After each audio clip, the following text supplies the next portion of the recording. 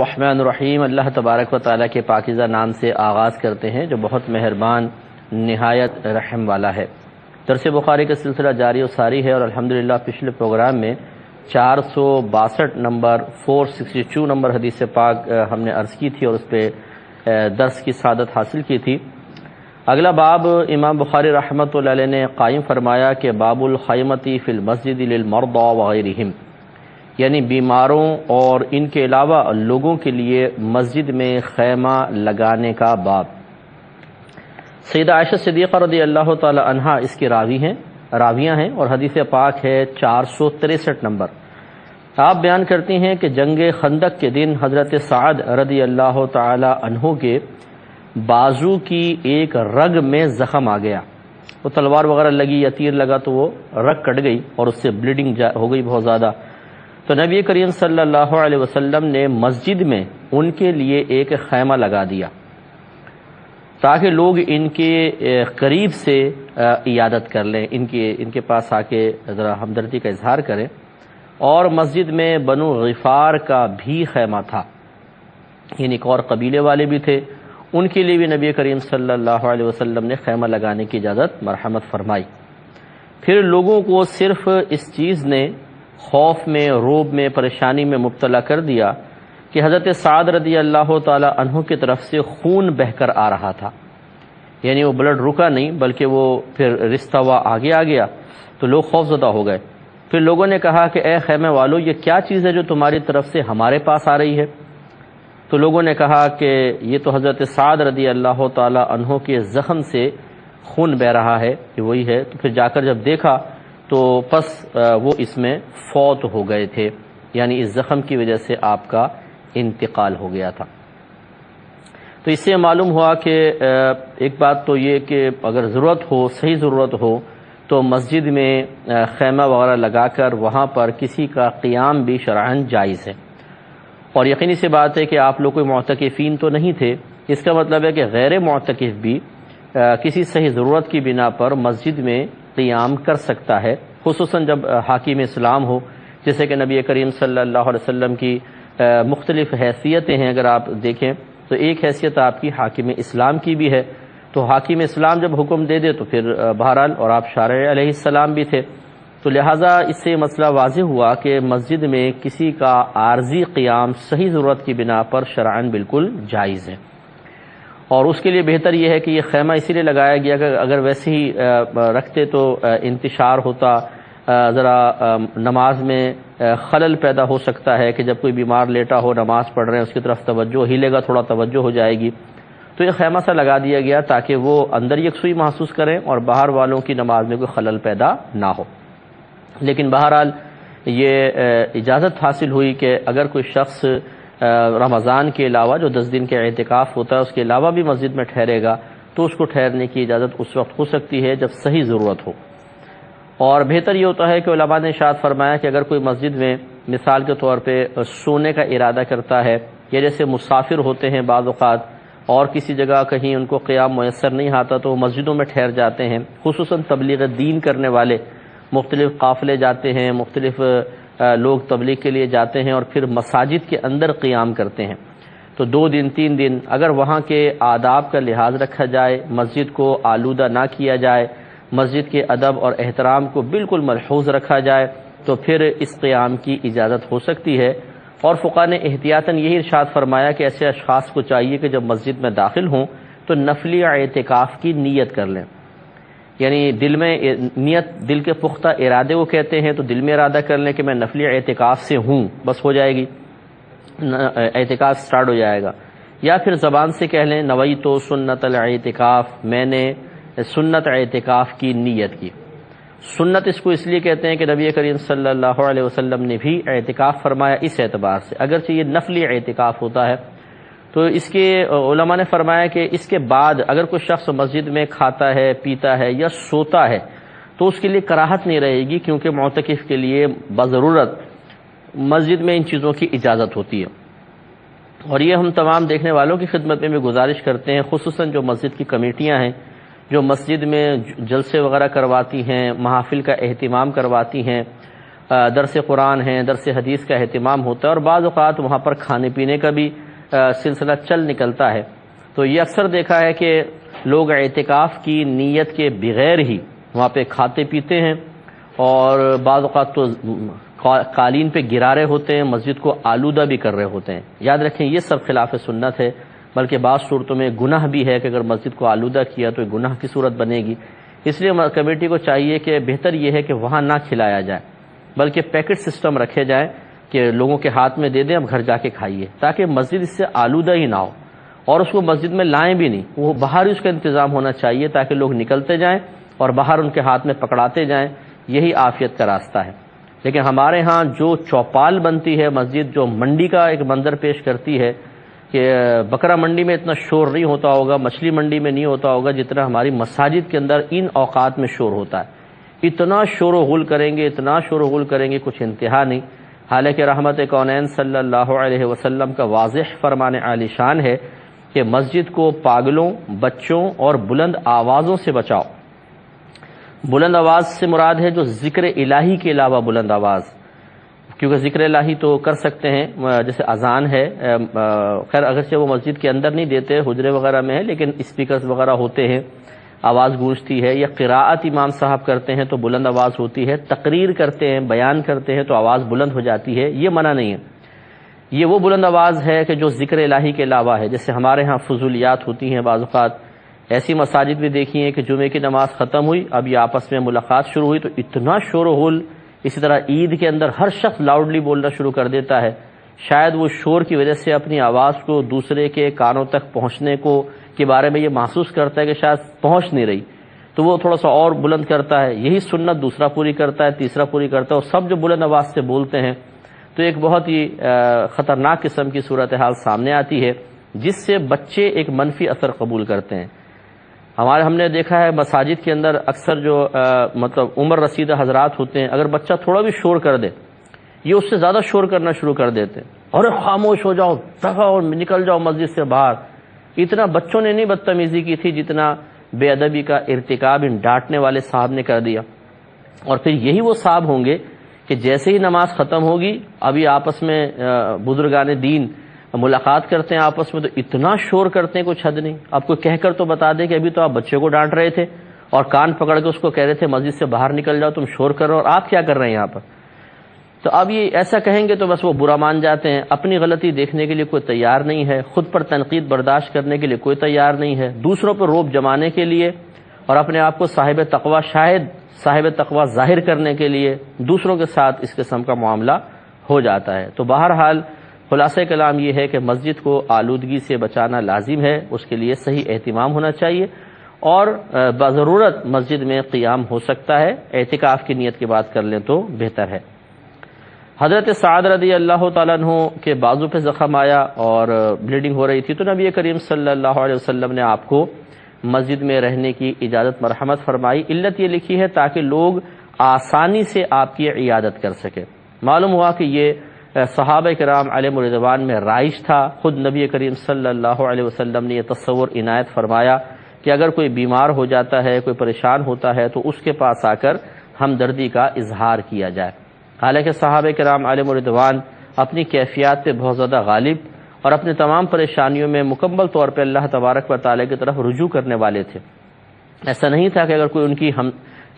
مطلب مزاج پرسی نہ کرتا، عیادت نہ کرتا تو شاید وہ معاذ اللہ کوئی شکوہ شکایت میں مبتلا ہو جاتے، یہ تو وہاں تصور بھی نہیں کرنا چاہیے، کیونکہ وہ اللہ تعالیٰ کی رضا پر راضی رہنے والے لوگ تھے۔ لیکن ہمارے نبی کریم صلی اللہ علیہ وسلم نے ہمیں ایک طریقہ اور سلیقہ سکھا دیا کہ اگر کوئی آپ کا قریبی دوست ہیں، رشتہ دار ہیں، اور خصوصاً جو اللہ تعالیٰ کے راستے میں نکلتا ہے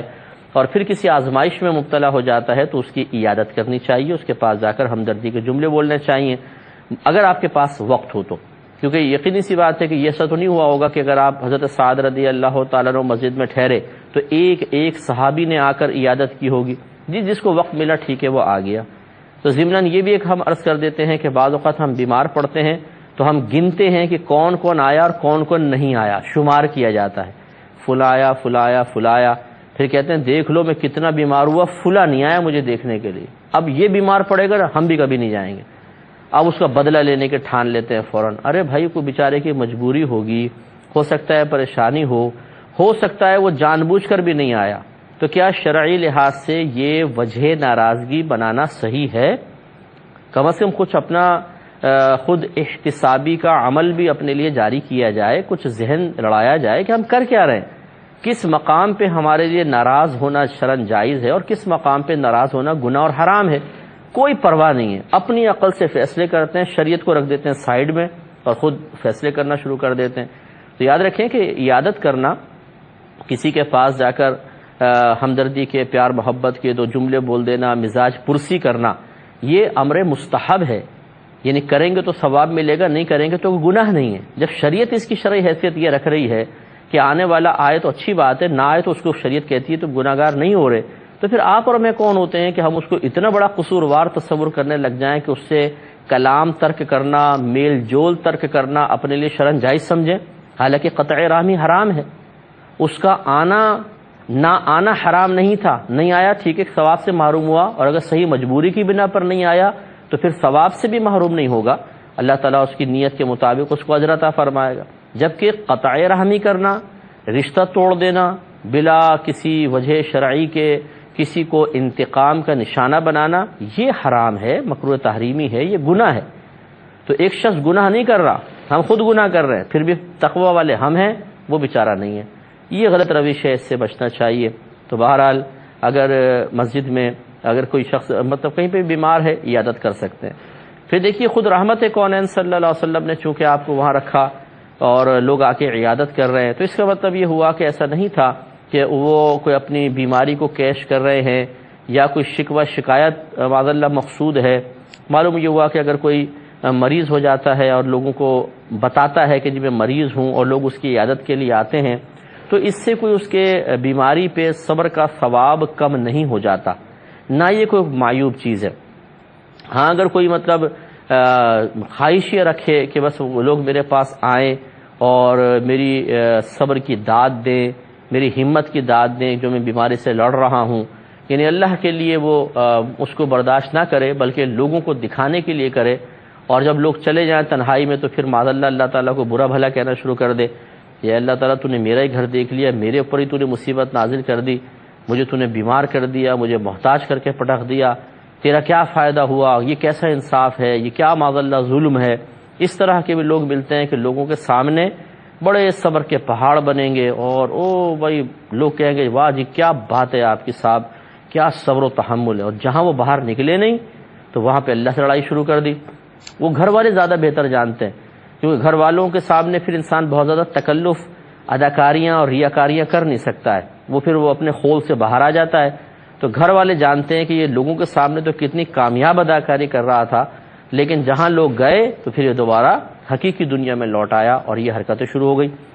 یہ غلط طریقہ ہے. بیماری ہو صبر و تحمل کا مظاہرہ کریں. اب اگر کوئی آپ سے پوچھتا ہے کہ آپ بیمار ہیں تو بتانے میں کوئی حرج نہیں ہے، چھپانے کی بھی ضرورت نہیں ہے کہ نہیں اللہ کا کرم ہے بس میں صحیح ہوں اور یوں ہوں، لیکن ظاہر بھی کر رہے ہیں کہ بیمار بھی ہوں، ہمدردی کے جملے بھی کہہ دو.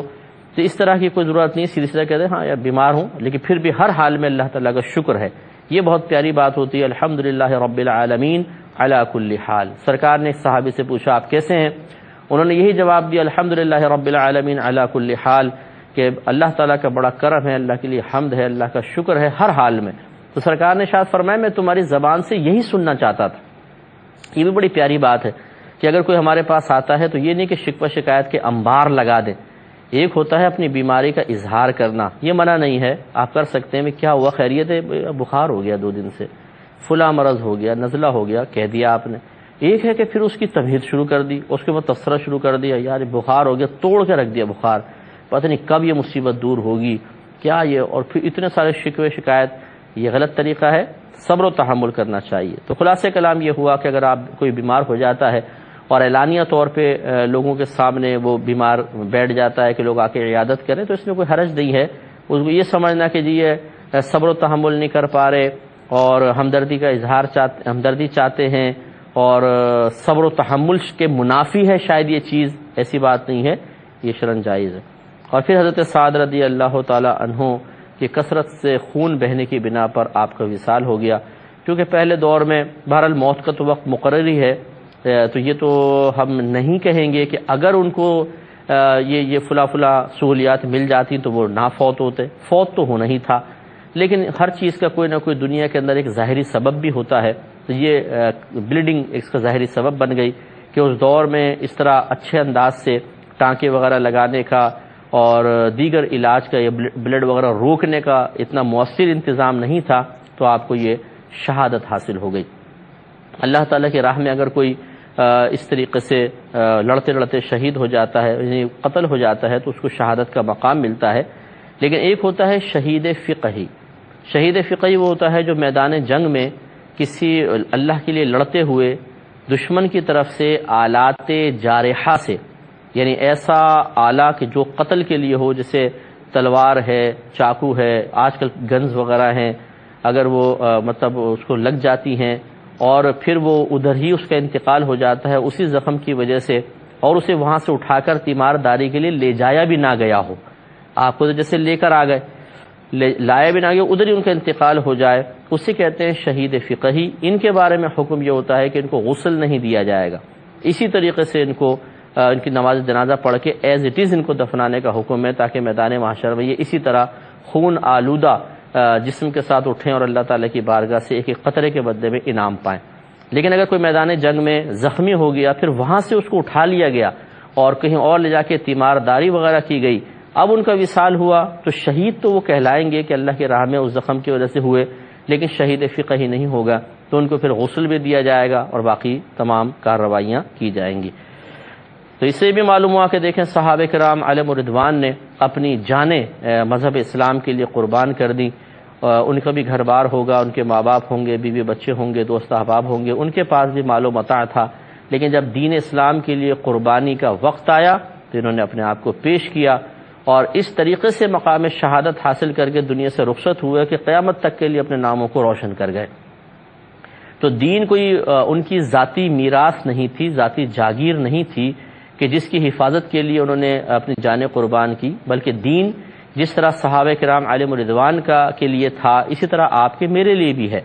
دین تو ہمارے اللہ کا ہے اور اس نے ہمیں دین اسلام اختیار کرنے کا حکم دیا ہے، لہذا جس طریقے سے صحابہ کرام علیہم الرضوان دین کا ایک حق اپنے اوپر سمجھا کرتے تھے اور اس کے لیے اپنی جانیں انہوں نے قربان کی ہیں، کاش جہاں پہ ہم یہ کہتے ہیں جی بتائیے گا بیوی کا کیا حق ہے،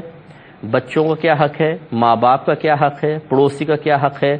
دوست کا کیا حق ہے، استاد کا کیا حق ہے، افسر کا کیا حق ہے، حاکم اسلام جو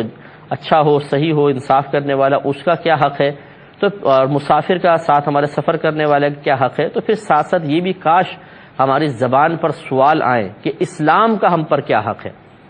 اسلام ہم سے قربانی مانگتا ہے، اسلام ہم سے وقت طلب کرتا ہے، اسلام ہم سے سرمایہ طلب کرتا ہے، تو اسلام کے لیے بھی کچھ نہ کچھ کوشش کرنی چاہیے۔ یہی صحابہ کرام کا طریقہ اور سنت رہی ہے۔ اللہ تعالیٰ مجھے اور آپ کو عمل پیرا ہونے کی توفیق عطا فرمائے، آمین۔ وآخر دعوانا ان الحمد للہ رب العالمین۔